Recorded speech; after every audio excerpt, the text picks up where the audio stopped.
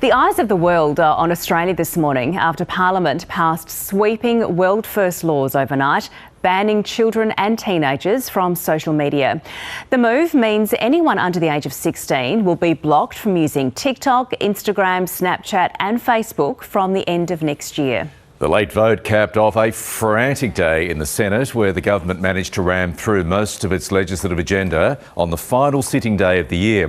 Frontbencher Murray Watt is live with us next hour, but first to our political reporter Peter Lusted at Parliament House and our Europe Bureau Chief Zoe Ford, who's following all the reaction from London. Good morning both. First to you, Peter. Take us through the details. Yeah, Mike, it was late last night that this social media ban passed the Senate because Labor and the Coalition had combined to get it through. There were some Coalition senators, Matt Canavan and Alex Antic, who voted against it, concerned it was being rushed through, but it passed comfortably. Now, this ban, as you mentioned, will cover social media platforms like TikTok and Snapchat. It won't cover messaging apps, things like Facebook Messenger and WhatsApp.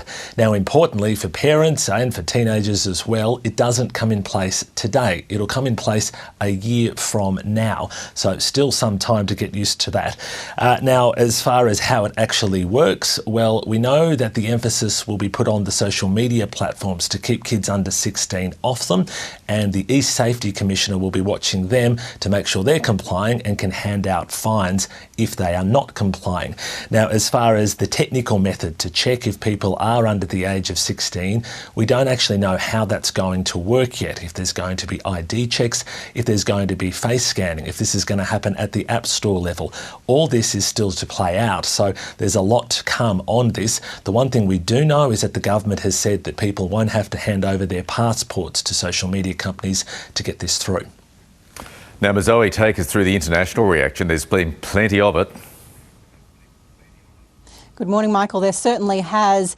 There has been a flurry of attention around the globe to Australia's move here. All the big news sites like the New York Times, the BBC, CNN, news sites throughout Asia are covering this.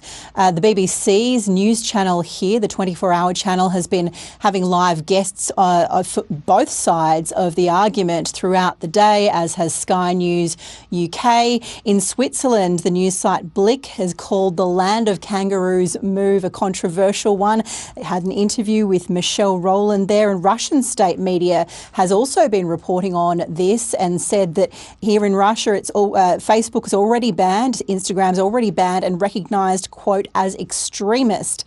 The global news agency Reuters has been speaking, though, to teenagers, young people around Europe about what this ban would mean for them, what they think of it happening in Australia. And this is what some of the young people Reuters spoke to said. And I feel like people under the age of 16 right now wouldn't know how to live without their phones and social media. Like, it'd be a really hard change for them. We are a new generation that is accustomed of having social media in our life, and it's something we use on a daily basis.